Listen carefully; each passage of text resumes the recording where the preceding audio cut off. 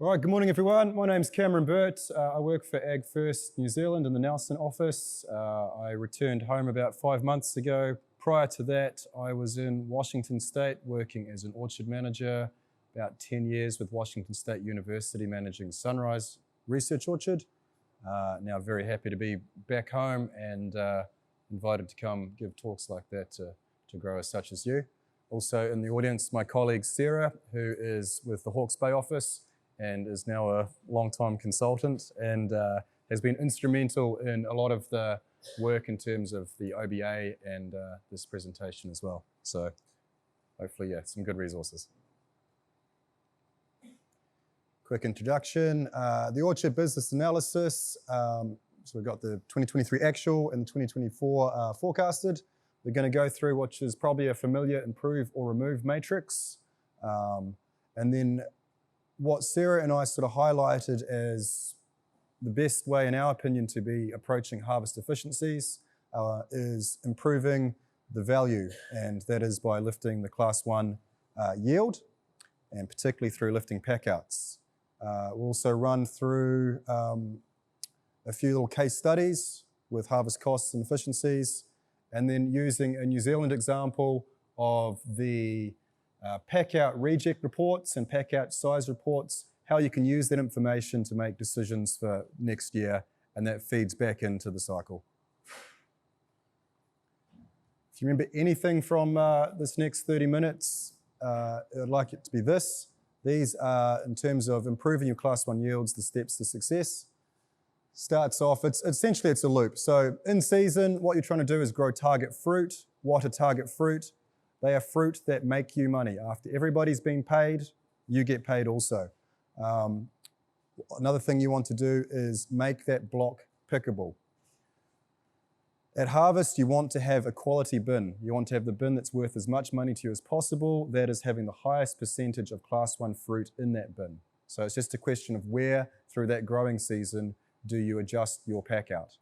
And then finally, post-harvest, understanding your pack out and knowing how to use that information to make decisions for next year, and then on it goes.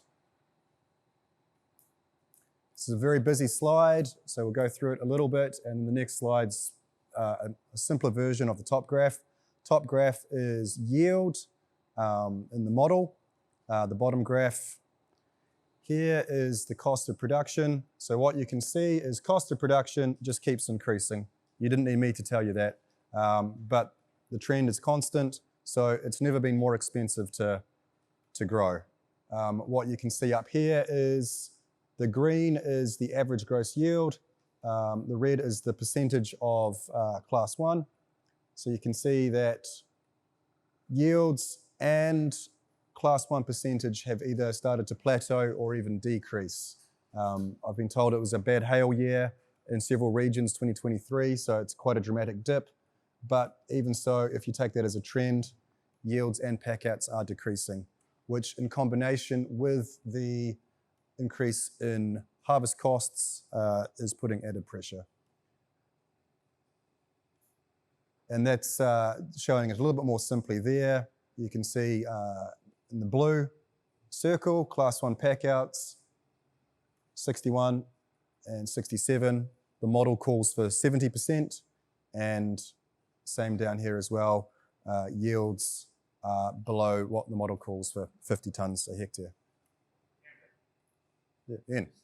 Just on that one, and maybe with Sarah's help.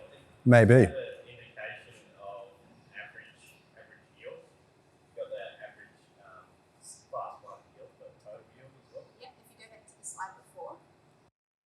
So the Orchard Business Analysis Project, big project. So this from 2008. So it allowed us to get the production and financial trends for Australia as an average. So obviously, there's a lot of different scenarios, actually the growing regions.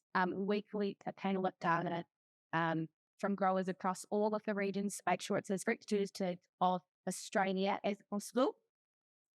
And so we've got the green bars, that's our gross yield. So we've got about 45-ish tonnes in 2023 gross as the average across all varieties for the model.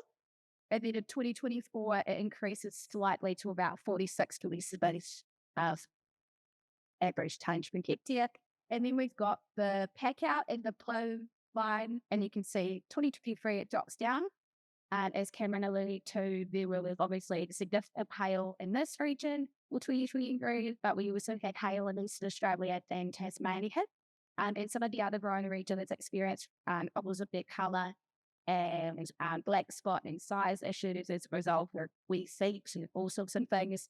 And then in 24, there was 10 experience of hail to that. But like Victoria, it's isolated hail in other areas, not as bad, but still having an impact. So just keeping that in mind as well. With cool. So that's a do it. Thank you. Cool. Thanks, Sarah. This is what I made it. It's fine. Cut. This is down there.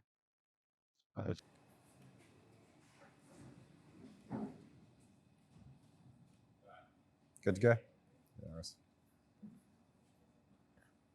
Right, so improve or remove. So one of the overlying themes of this walk, it's probably quite familiar to everybody. We've just assigned it a traffic light color scheme. So just like when you're driving, green means go, a good block, good variety, go farm. Opposite is true, poor block of a poor variety. If it's losing money, stop farming. And then, obviously there's some decision making to what to do next, but ideally, be replanted or fallow. The interesting ones are these amber blocks. So caution. So either a poor block of a good variety needs to be improved or removed. And the same thing, a good block, but the variety, the market's not there anymore. Again, some decisions that need to be made. So this really speaks for itself, and we're weaving this theme into the entire walk.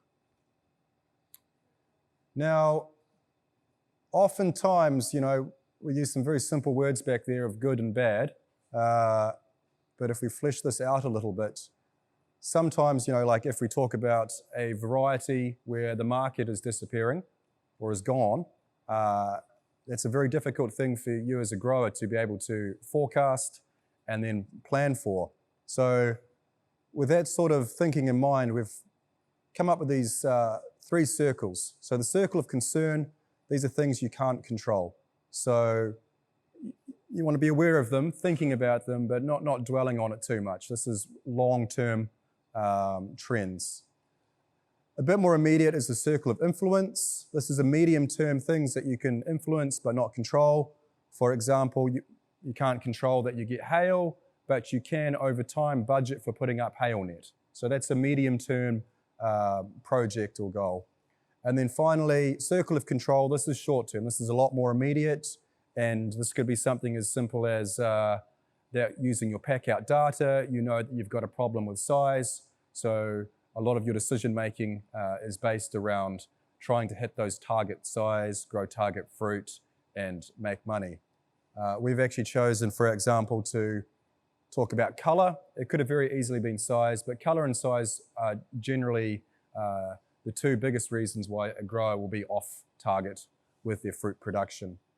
So breaking this up then in terms of improvement of color, we've got basically spending money, so investment, or orcharding, plant husbandry. And this is often things that you're going to be doing anyway, but you're doing it with a focus, a particular goal, so the techniques are aligned with that goal. So in this case, developing more color. So in this case here, pruning for light interception. Your first harvest as growers is light. Your second harvest is the crop. So with that in mind, you'll be making those cuts throughout the season to allow more light into the canopy to get good color. Nutrition, so at least in Nelson, you want to be putting on an appropriate amount of N so that you don't over-invigorate the tree, and then calcium is needed for colouring fruit. Sorry, potassium is needed for colouring fruit as well. We were recently in Batlow where they've got high natural potassium, so that doesn't apply. So it's going to be regionally appropriate. Same with irrigation, again too, irrigating for colour and adjusting your crop load. And there's more examples too. This one here is through investment. So this is an additional spend, but to be making more money. So we've got a couple of examples here. This is a leaf blower in the United States. It's a German machine. You've probably seen examples around here. And we'll go through some case studies of investing. Again here, some reflective cloth. Another good example of investing in the material, investing in the labor, but knowing that you're going to get a lift in your color packouts to make it worthwhile. Little plug for the Pips of Profit. There's going to be a trial data coming out in January looking at, I think it's at Tatura or nearby, looking at how under Australian conditions these techniques, this infrastructure, how it will lift color and putting some numbers on it. So if we now switch to increasing the value of the bin, there's again two ways to look at it. This particular method here, so the first way was trying to increase C1 in the field. This was now trying to increase C1 in the bin. So bad apples, what are bad apples? They're off target. So they're now not making you as much money as if they were on target. So if we stick with color, they're out of color grade. If it's size, they're out of size grade. So in this case here, what you can see is harvest is the most expensive on-orchard cost, and then post-harvest per gross kg, 65 cents per gross kg. So sending the class 2 fruit to the shed, with the exception of some varieties where there's an established class 2 market, like Shimano Gold, the question is, do you really want that fruit in the bin? Obviously you want it all to be class 1, but it's a question of where are you going to be separating out the C1 from the C2. So with a profit, if we take this example here of an average profit of maybe 3 cents per gross kg, it's a wash. So lifting C1 will be lifting the return. Yeah, no, that'd be fantastic. So this is all model data set, so it's average of our data set. So obviously each row will have specific scenarios, and there's going to be a range of prices for the varieties. But in 2023, the average return per kg for class 1 was $2 plus 2.91 cents, right? So if you're spending 23 cents per gross kg to harvest that fruit, and then 65 cents per gross kg to freight it to the shed and then grade it, store it, package it, that doesn't add up in itself, right?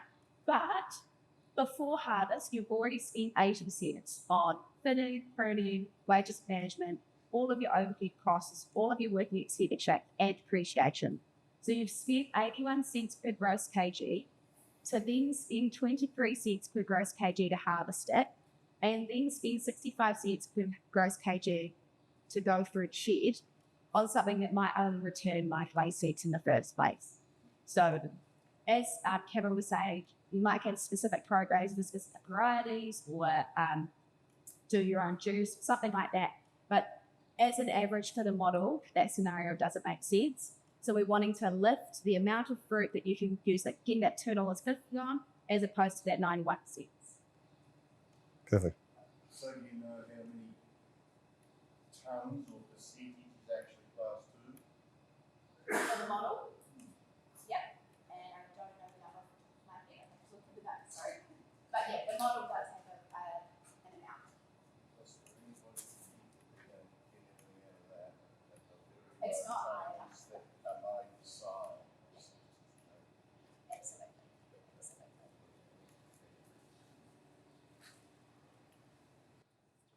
All right, so we're going to jump into some case studies. In this case, we're trying to invest in quality, so improving the amount of class 1 apples which are in the field. So as Sarah said, a lot of these numbers, all these numbers really, they come from the model. So in this, on average in the industry as a representation, we've got 50 tons per hectare for the gross yield, And by investing in quality, in say buying a defoliating leaf blower, by putting down cloth, we're able to maintain, is this a poking stick?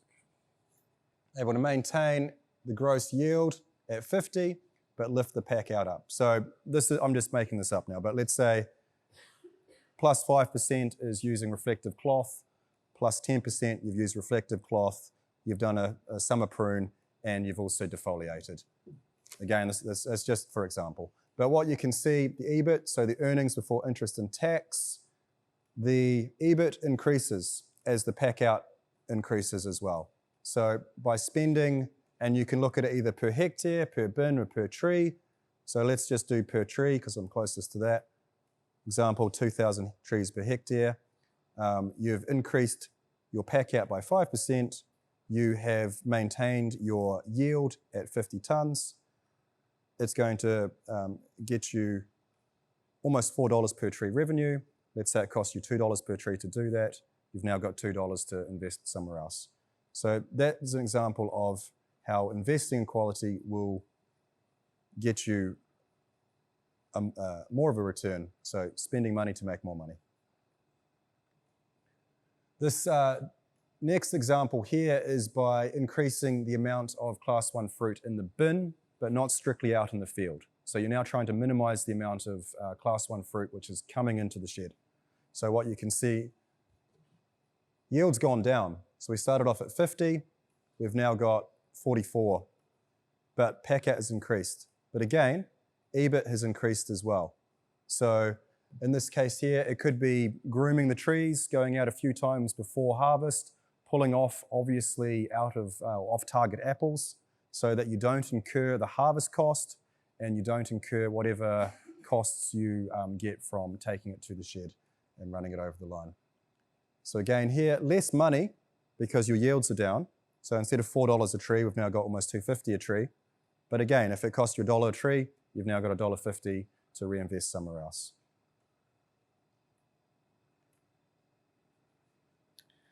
So we've actually got a bit of a question here. So we've got in the forecasted model, and this when I was getting ready for this walk.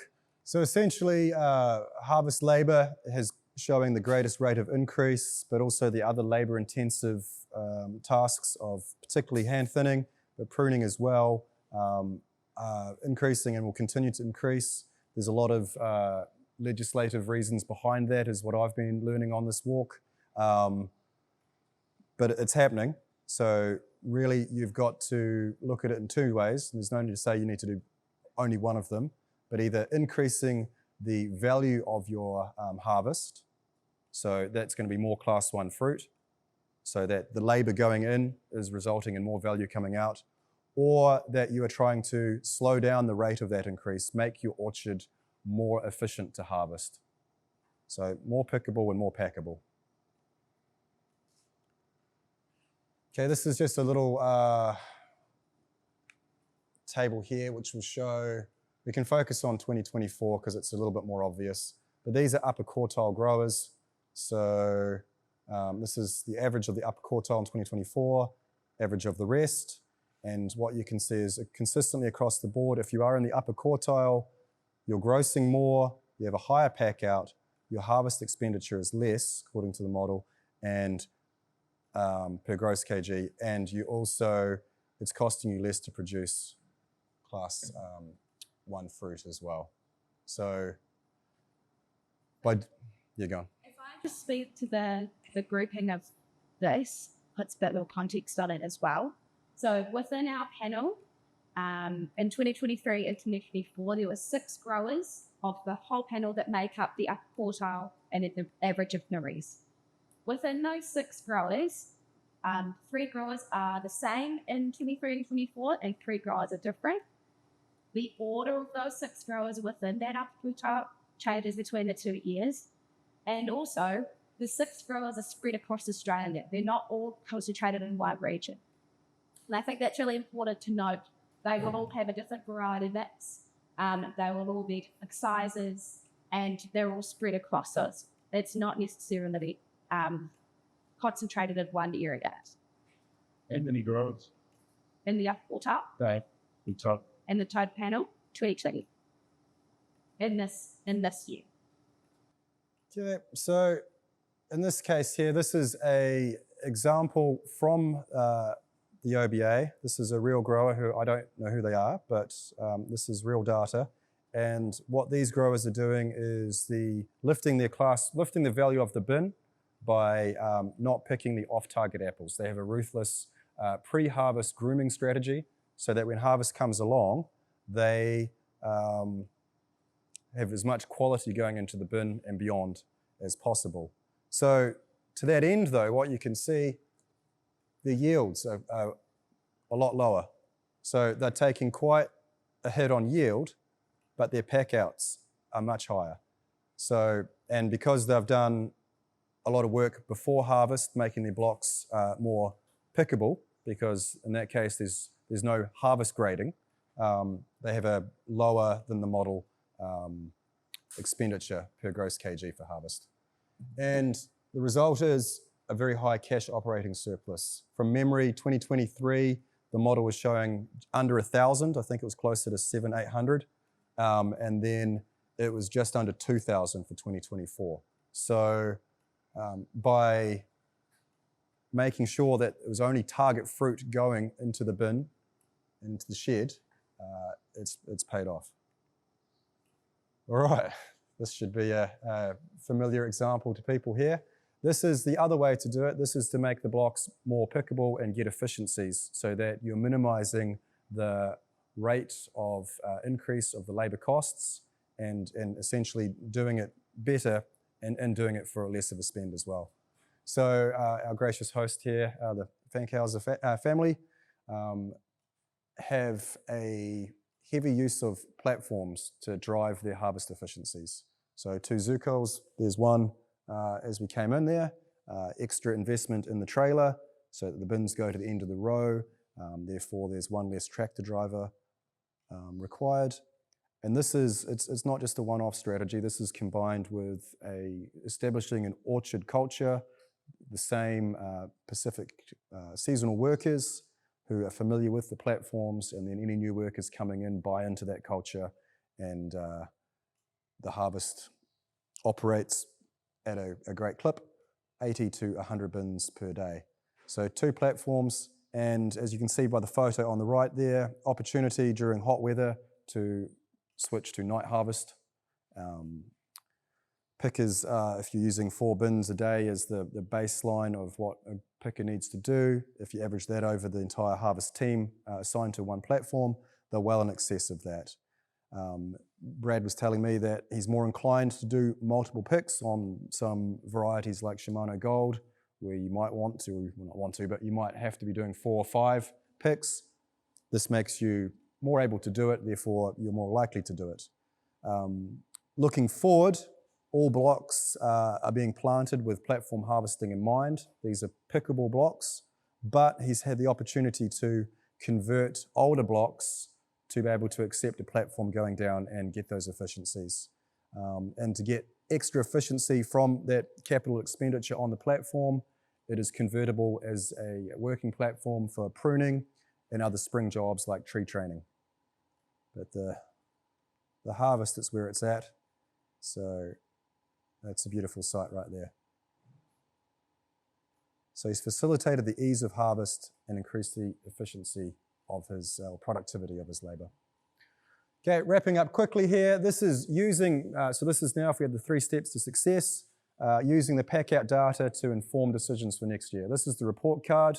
I think a lot of people have the opportunity or do see this level of detail. If you don't, then strongly recommend that you're able to get this data from wherever you pack because there's a wealth of insight to be gained. So this is a Nelson example. This is a client that we work with, and it's a pink lady block. And what you can see highlighted, bruising is unacceptably high. And I mean, there's a few other things too, but their pack out was less than 50%. The vast majority of the rejects were, actually just the majority of the rejects were through bruising. So you can see right here, almost 20%. So what we were in the field, talking about crop load, and the conversation went on to how it went last year, came down that bruising was a problem. So harvest timing, making sure that they're not waiting for colour. So we're trying to make sure they're doing steps to improve colour, so they're not picking too soft. They need to do a review of the picking technique and bin handling with their tractor drivers, looking at doing a carrot and stick incentive penalty system at harvest. So talking about what kind of supervision is needed to maintain that. It was identified that the fruit was not conditioned long enough for Pink Lady, therefore either harvest bruises or line bruises were showing up. So talking with the packing house to have a longer conditioning period. And then finally here, old bruises most likely have happened during thinning onto the fruit, so more supervision around that as well. So right there, if that went to maybe more acceptable 3 to 5%, they've now have a pack out over 50%. So what their marketing desk is telling them for this year, and apologies, it's in New Zealand sizes from an 18 kg box, but I've got the weight. What their marketing desk is saying the best size is 171 grams. What they were picking was larger fruit. So the highest bit's the peak, so they're peaking on 90s, which is probably more like 200. So you can see here, the majority of their size profile is below their size target. So again, when we're out in the field, again, crop load management, we decided what we wanted to do was set more fruit, so increase the tonnage, because we thought the trees could handle it, and also have more doubles and triples. Colour was not a problem for them, therefore we could take a little bit of a reduction in colour and have more control over size. We also talked about a more targeted irrigation plan later in the season, so they're not getting unnecessary fruit growth. All right, wrap things up. 4 Ps continue to be fundamental. So people, production, no, that's people's last, isn't it? Production, price, pack out, and people. The steps to success, you've got the in-season, at harvest, post-harvest, and then the traffic light, improve or remove. We identified improving Class 1 yield on the tree is where to get the most efficiencies. And then since harvest is the single biggest on-orchard cost, maximising the value of that harvest. It costs you the same to pick a Class 2 apple as it does to pick a Class 1 apple. Therefore, the more Class 1s you're picking, the better. Finally, using that pack out data as your report card to know where to focus your efforts for next year. And with that, thank you very much. I'm happy to take further questions.